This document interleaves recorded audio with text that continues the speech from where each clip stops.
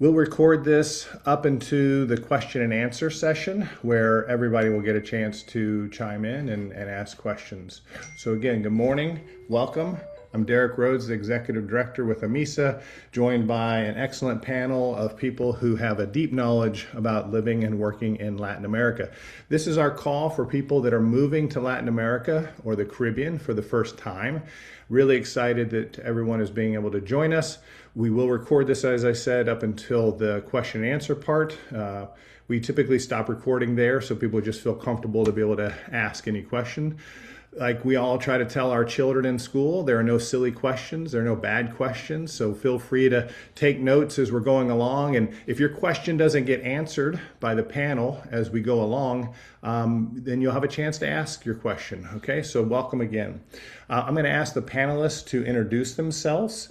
I'm going to moderate the panel this morning. We're going to start off with Angie from C&G. She's the HR Director Manager in Colombia. Angie, would you like to unmute and introduce yourself? Of course, it's a pleasure to join this morning. My name, yes, as Derek said, my name is Angie Borges. I'm originally from Barranquilla, as Shakir, but I have been living in Bogota for 17 years, and in this wonderful school in Colegio Nueva Granada, CNG, I have been working the last 15 years. So we can say I have a little of experience. I have been developing different positions in the school growing up with the time. We also have an HR director. I'm an HR manager, so the structure in our school in HR is very robust because we have almost 106 international staff. We can say that it's one of the largest number of international staff in Latin America international independent schools. So yeah, I'm happy to share my experience today with you and welcome. Thank you, Angie. Next, we're going to go to Luciano, who's the HR Director in Paraguay at the American School of Asuncion. Luciano, you want to give a brief introduction to yourself? Sure. Hi, everyone. My name is Luciano Cocaloto. I'm the HR manager of the American School of Asuncion. I'm originally from Argentina, so we're really happy to have Messi in our team. But I lived here in Paraguay all my life, so I can tell you about our country and our region. Thank you, Luciano. We're going to go to Cadu next, who's the Director of Educational Technology in Rio at the American School Rio de Janeiro. Cadu? Hey, good morning, everyone. So as Derek introduced, I'm Cadu. Says Carlos there, but we go especially by nicknames here. So this is something we're going to be talking a little bit about too. We like the nicknames. So I'm the tech director. I've been the tech director for about 8 years here, and I was born and raised in Rio. I also had the experience of living abroad for 8 years in Los Angeles. So I know a little bit about the reverse part as well. So really glad to be talking to you this morning. Thank you for attending. Thank you, Cadu. Next, Sarah, as a teacher, she's currently in Guyana at the Georgetown International Academy, but her and Cadu actually work together. So Sarah's one of the famous faces you may have seen on the MISA website because we have her and her husband featured in one of our MISA teaching stories when they were in Rio. So Sarah, over to you. Thank you. Hi, everyone. Good morning.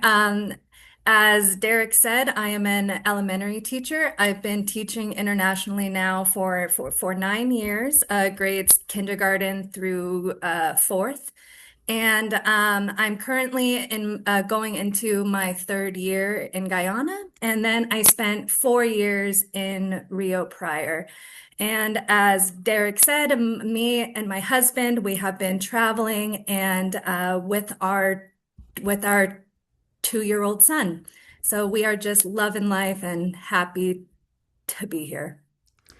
Thank you, Sarah. Sarah and I share a little bit of history together because our two daughters, my wife and I, lived in Brazil for 7 years, and we started our family in Brasilia. So our two daughters were born there. So Sarah, having given birth in Brazil and starting off her parenthood there in Brazil, is a bit of a similar journey, although different cities, but both very exciting to have be able to start your family in a country that is not your home country or a passport country. So Sarah, thanks for being here, as well as Angie Luciano Cadu. Thank you very much. We're going to start off and we're going to shape the questions.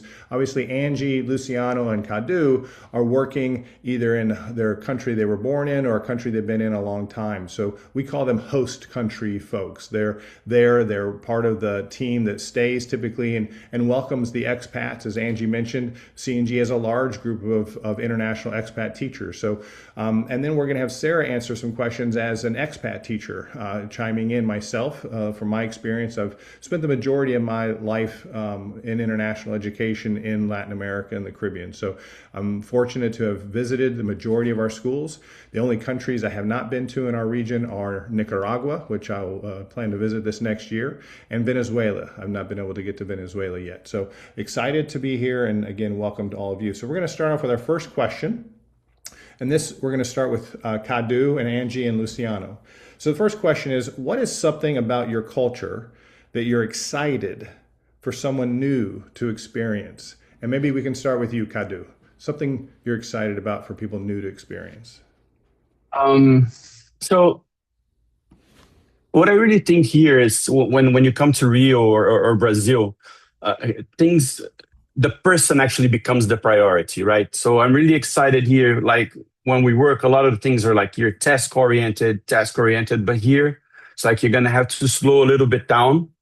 And actually the person in front of you is going to be the priority. So the conversation here matters a lot more than the calendar, for instance, right? So the idea here is I feel that it's kind of like the warmth when we're receiving expatriate teachers here. And I know, for instance, that I had to work with Sarah, and I'm pretty sure that she had that experience too. So first, instead of thinking about really the task, I think we build the trust. So we talk a lot. So we're very warm and we really enjoy talking. I think that's the idea here. I think we build trust on that kind of relationship. And so before anything, we're like, okay, so let's sit down and have a talk. And I really enjoyed that about being in Brazil and being carioca. Born in Rio and doing that part before, getting to know each other first and talking a lot and understanding. It's hard for people from other countries to actually open up, but we got our ways of actually sitting down and let's talk and let's get things going before. Okay, thank you, Cadu. Let's go to Luciano next. Luciano, what's something exciting that you're excited about people to experience in Paraguay? Well, in my experience, I will echo what Cadu said. I mean, in our region, people are warm. That's what is our how we are. We will start talking about we start a conversation asking you about your weekend or how's your family, and then get into business. So that's normal. Many people from abroad or the other regions might feel that as, oh, you're getting too personal, but this is how we are. This is what our culture. Yeah, that building relationships is something that we do care in Latin America. And one thing that I want to mention about Paraguayans, in this case, I've lived here all my life. Even though we have a barrier with the language as a barrier, people will do everything in their hands. And I told this to my new hires every year. People in Paraguay will do everything they can, even though they don't understand a single word you say, to help you, to try to get you to the direction they're trying to go. Everything they on their hands, they will do whatever they can. That's something that I want to celebrate from my region. Nice. So Angie, what's something you're excited for people to experience as they move to Bogota? Well, I shared a lot of thoughts with Cadu and Lucian. We are, I feel, in Latin America, proud culture, short, full, rich in tradition, music. In Colombia, particularly, we have different strong cultures in different cities, very close. And we are very warm, and our hospitality and our the food. There are so many things that we want people to try when they come. So and something that is really like also An important characteristic of PNG is that we are a very supportive community, and that's something that we try to show to our international settings the moment we contact them. And we have some conversations with them before they arrive to Colombia. And that's part of the things that we all the time try to share and show with our team. And I think that is something that we reflect automatically when you have a conversation with a Colombian. So are things that we definitely are proud about. And we feel that it's part of our our magic here. Thank you very much. All right, we're going to go to Sarah and flip the question a little bit. Sarah, what have you enjoyed most about living in Latin America? There have been so many things, and even hearing Angie and Luciano talking, one of the main things is travel. I absolutely love travel, and even now, my family just spent a week in Panama, and now we are back in Brazil, and we're just enjoying travel here. And the culture is just beautiful, and that this is in a lot of the countries that we have been to, all of them here in Latin America and the Caribbean. And we are a family who loves music and dancing and freedom, and we find that here, and we absolutely love it. I really can't say much more than that. I would also say actually that we also love how close it is to the US because that is where we are from. And it is so easy to find a flight home, and that is a huge plus living here for sure. Nice. Sarah, let's stay with you for our next question. So let's talk about what everyday life is really like. You've started your family. You live in Guyana now. What in your experience is it really like when you leave the school and you're outside the school on the weekend? What's everyday life like for you for doctors, getting to the store, those kinds of items?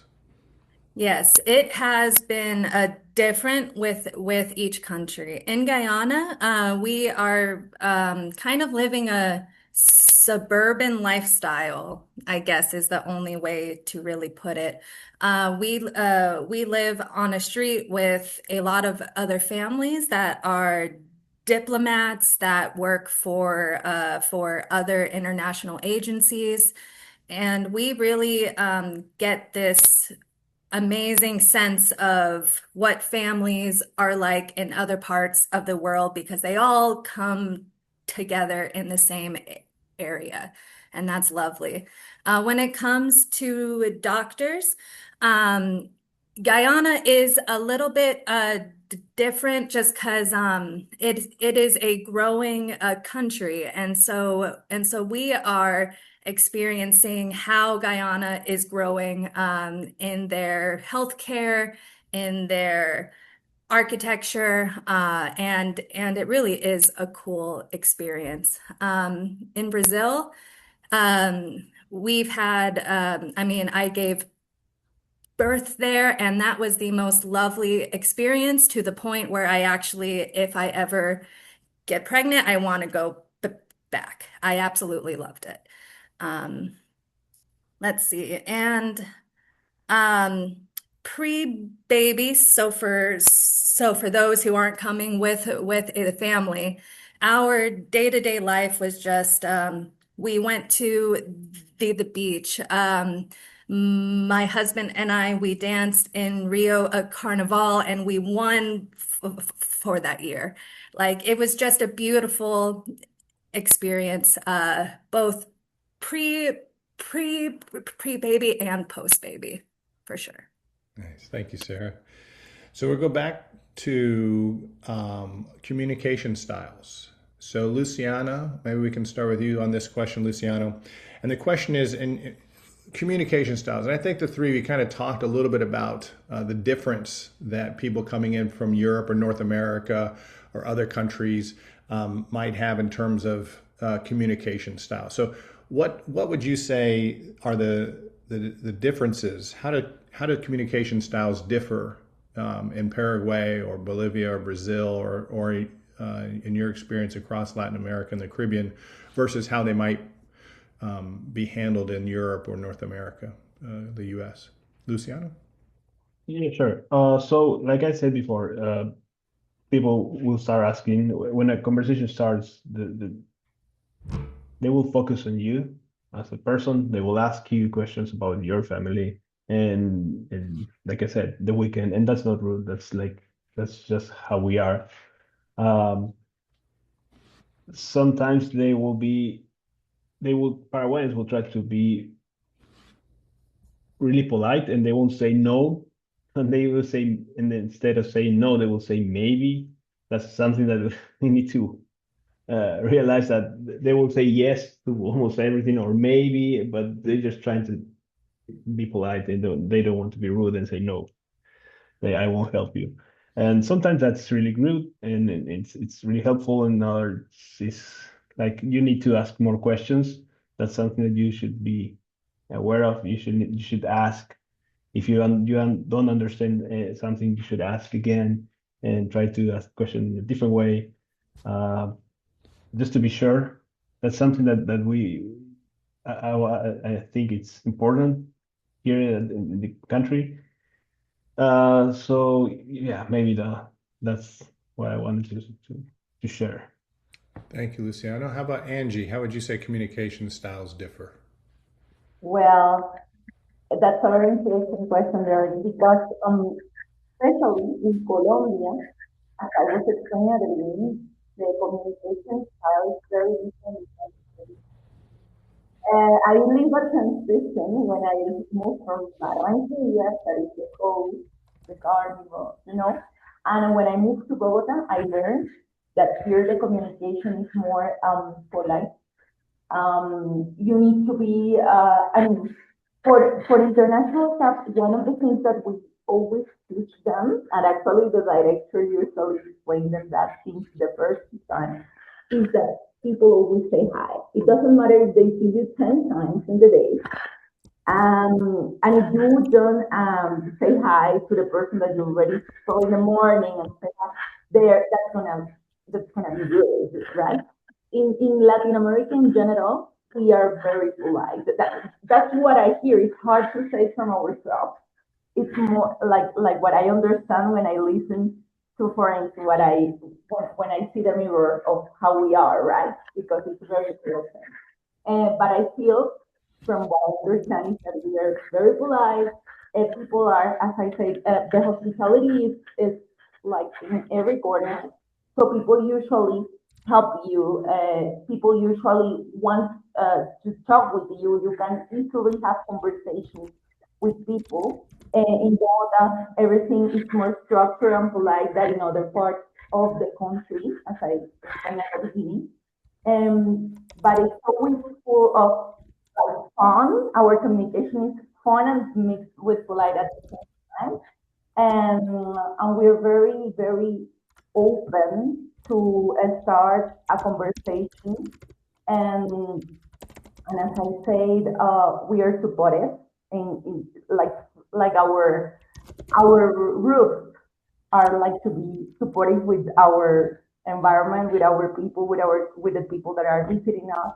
Especially, I feel more warm when we have visitors. We are more we tend to be very like open to help them all the time. So I feel it's an environment that helps a lot with communication in general, to learn Spanish, to learn a different language. And people never make fun of you, like they just laugh when they listen to you speaking your language. That we love when we see foreign friends speak Spanish. And we feel proud about that, and we clap that, and I feel that's part of our culture in all Latin American countries, I feel. Thank you, Angie. Kadu, how do communication styles differ? One of the things that I really find funny when I see expatriate teachers come down to Rio, especially, is, for instance, I'll use Miss Dunbar or Dr. Rhodes. That here doesn't exist. It's Dr. Derek, Miss Sarah. right? So a lot of them is like they feel like it's not impolite really, but the idea here is whenever it's just the way that they call you. So it's gonna be Miss Sarah, it's gonna be Mr. Cadu. So they even use my nickname instead of actually my name, or Mr. Luciano, or Miss Angie. So it's not a rude way of getting to know you. I know that I've seen quite a few videos of students calling their teachers by the first name in the US and Europe, and teachers really get mad at this. But down here in Rio and in Brazil, I don't know about Paraguay, Colombia, or Guyana, but definitely here you're going to be called by your first name. And you might want to try to run from it, but you won't be able to. In the end, you're going to be Dr. Derek and Miss Sarah. Nice. Very good point. So we've talked about something we're excited about experiencing, showing off from our countries. We talked about communication styles. We talked about everyday life. I want to open up to the panel. Is there anything anyone else from the panel would like to add from what you've heard around just these ideas of communication, ideas of, outside of life, outside of work life? Anything anybody else from the panel wants to add in before we move on? Sarah? Yeah, I think everybody made amazing points. So I'm just going to touch on a few of them from a teacher's perspective, and talking about the communication style and the cultural expectations. Saying good morning is a huge thing, and you come in and you see somebody and you say it immediately, and you don't say anything else first, right? And it was actually at the point where in Guyana we had to have the school had to have a talk with all of us expat teachers because we were being a little too American and just walking straight into class and not saying anything. And so we have been working hard on looking at what are cultural expectations and how can we adapt to the culture we are in. And that's really huge. And as Kadu said, life is slower and people are the priority. And I think that's one of the largest blessings that I've had as a teacher. I always thought that I had to work until 8 o'clock at night, and then I just did it all over because that's what I did in the US. And coming to Brazil and seeing how intentional people are and how much people value their relationships and their free time, that also really, really helped me as a person. And finally, as Luciano said, it's super important to ask questions. As an expat, especially when it comes to HR matters, it can kind of seem daunting, and you don't want to pretend that you understand all of it, right? So please ask questions, because that would make the whole transition so much easier. Yeah, I think Thank you, that's Sarah. So we're going to move to a new set of questions, but I'm going to offer one kind of summary in the chat for everybody. That's how, from AMISA's perspective, we would sum up this idea. It's the messenger before the message. And you've heard each panelist talk about this in different ways. It's really important as you move to Latin America that we ground ourselves in the Caribbean. We ground ourselves in the idea of people first. And isn't that a beautiful thing?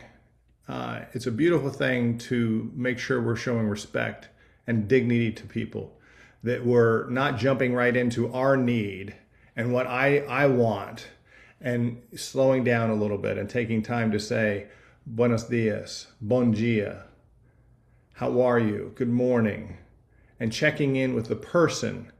And when people come to see you, when parents come to see you, remember that. Stay with the person, right?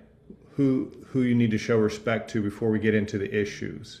So Very well said. Very well done. Thank you so much. We're going to move into a new set of questions. The first question is about flexibility and adaptability. So when a person moves and making this transition, what role does flexibility and being able to adapt make? And we're going to start with Angie this time. So Angie, from your perspective as working in human resources and reading all these teachers, can you talk a little bit about how you see the importance of flexibility and adaptability moving to help them be successful? Wow, that's super important. And in all these years, I feel it's part of the succeed in our recruitment processes and in our experience. And we definitely need to adapt to the situations. And I feel that we share that in all these schools, right? The diversity brings a lot of challenges. You have always to remember that you are not bringing a teacher, you're bringing a family, or you're bringing a person that is changing their whole life to adapt to a different country. Sometimes I feel when some of my partners start to kind of complain, it happens, we have our moments, and we have a lot of staff, international staff. So we always have little micro crisis, right? And I always tell them, remember the purpose, remember what's going on. They are, for them, maybe it's a heater, a water heater, or for you, it's a water heater in an apartment.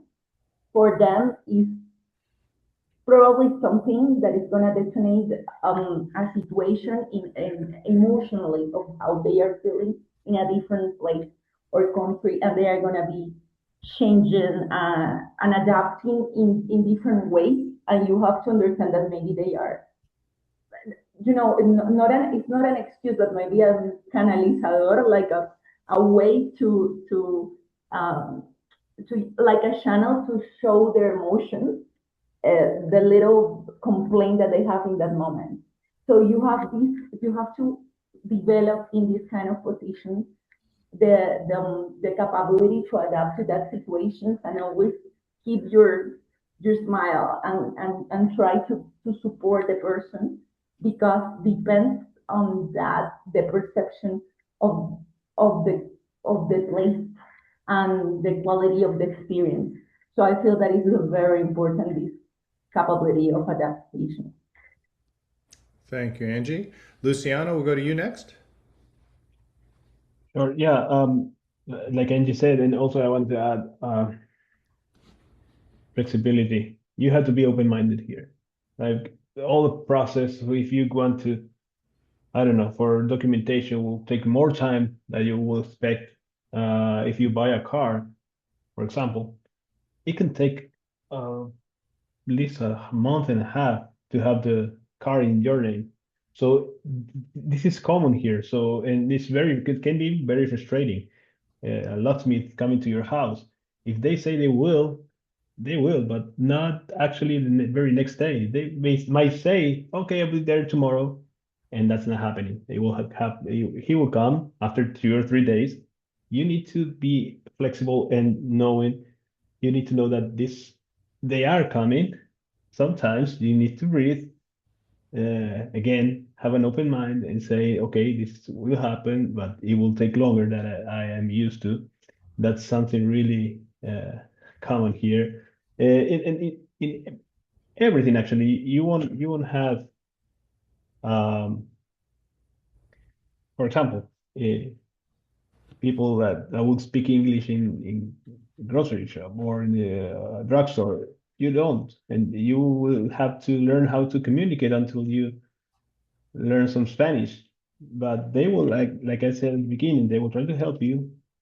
You just need to be more flexible, open-minded, and realize that this is a new country, a different culture than yours. Give some time, and everything will work out fine. And of course, ask questions again. Thank you, Luciano. Kadu? Yeah, I mean, I have to second, everything that Angie and Luciano said. I just think that between flexibility and adaptability, I would give more weight to adaptability, right? So, I mean, maybe something like an adaptive confidence, right? So, I mean, when you come down here, of course, you're going to keep your standards and your values, but just don't have the expectation that the systems that we have in place will work the same way it does back home, right? So let go a little bit of that, and just try to really adapt and understand how things work here on a day-to-day basis. Like Luciano said, you can call maybe a repair service. Well, things are getting better here now, but you might get a longer waiting period. But you're gonna get the job done. It's not an issue there. Some things might take a little longer than they should, right? So just think about adapting. So I mean, don't lower your standards in any way. Just keep your values over there, but don't expect the same path to different things when you get down here. I think that's what I have to say about the adaptability part. Thank you very much. All right, Sarah, let's talk from your perspective. How have you experienced the cultural differences? How does the culture differ in Latin America from your home country? I think this is a perfect question right after the previous one. Because just as Kadu said, these systems are different. And for example, banking in Brazil is different from Guyana, is different from the US, right? And so when it comes to the culture, as I said prior, life is slower. It's much more intentional. I don't feel rushed out of the door ever unless if I'm causing that stress on myself, right? And I find it to be a huge community feel. I grew up in a large city, and the only community was the few houses all around me and people at school, right? And coming and visiting all of the countries that I have visited here. I find that I can go up and talk with anybody and have a friendly conversation and leave feeling full and feeling full of life. And unfortunately, I didn't feel that way in the States, just where I grew up. And but here, I feel it everywhere. Yeah. Thank you very much. I put one more thought in the chat for us that kind of summarizes what we've shared so far, different. And I think that would be something important. It's not good or bad, it's different. And there's going to be different pathways, as Kadu said. There's going to be different ways things get done. So, and that's the beautiful part about experiencing new culture, right? We all know that culture is a set of shared beliefs around how we do things, our customs, our values, right? So you're experiencing a new culture, and that's a beautiful thing that very few people have a chance. Many people travel, but to actually live and work in a new community is a beautiful blessing. So remember that.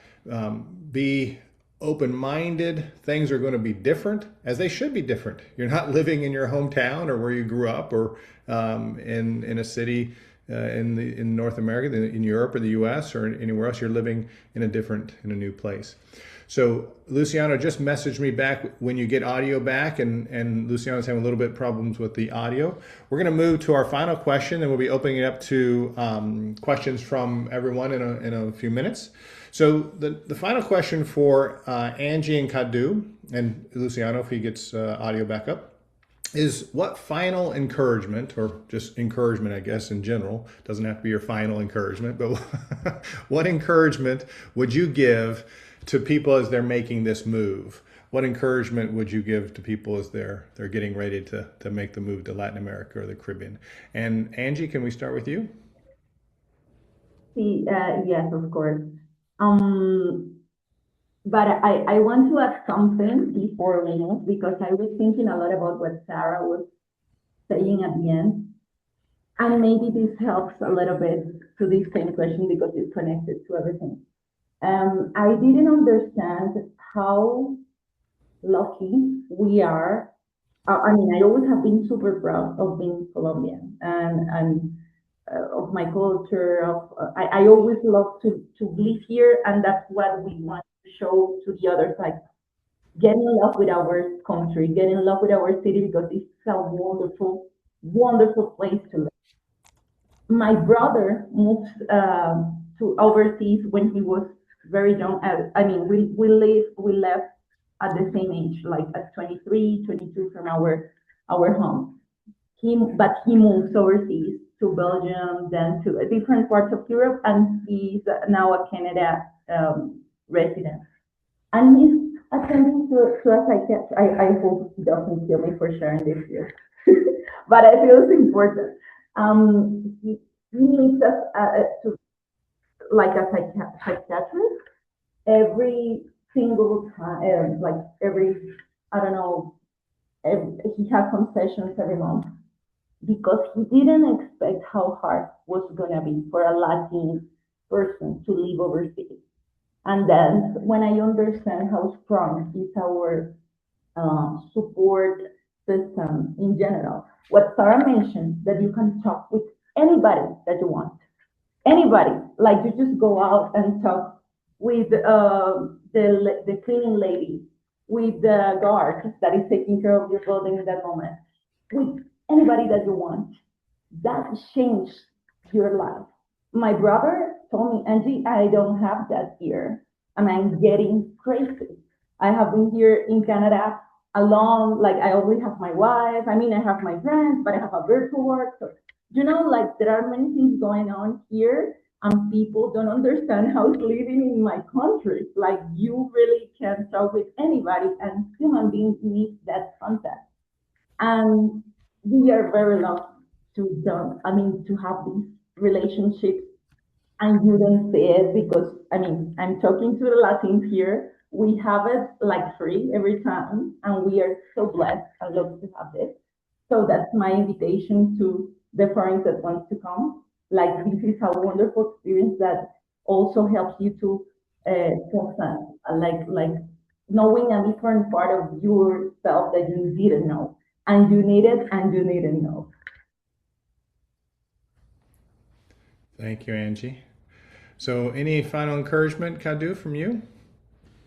Yeah, I mean, being in Rio, and everybody's talking about the beach and all the landmarks, and all the hills and everything. It's a beautiful city itself, right? So just coming down here, when you see the landscape, amazing. But I think, thinking about what Angie and Luciano and Sarah were talking about, we think a little bit about the warmth of the people here. So it goes a little deeper, right?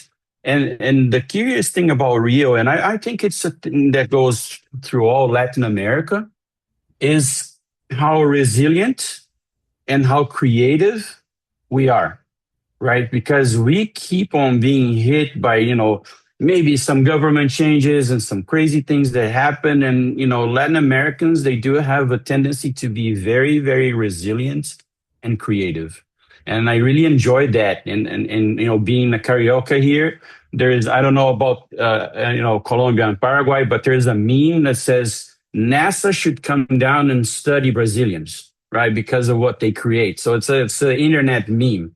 And I really find that, really interesting about us down here. So I'm not sure about Angie Luciano or, what Sarah finds out about that. But, think about it. You're not just taking a job, right? You're coming down for a real experience.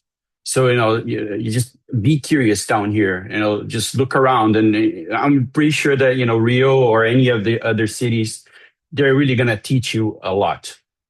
Yeah. Thank you. Thank you. We're going to go to Sarah, and we'll check in with Luciano at the end after Sarah goes, or not the end, but after Sarah goes, and see if your audio is back up, Luciano. But Sarah, what's something you're able to give as some encouragement for people making this move? I want to tell a story, and I want it to be as honest as possible about what the experience is. I first moved overseas when I was 21. And I moved to South Korea with my husband, then partner. Um, it was scary. I was scared out of my mind. I was on my own because my partner and I weren't actually teaching in the same city. So I was on my own, and I walked out of the bus terminal, and I was shocked, and I just started crying. And I was like, "What did I just do? Oh my goodness!"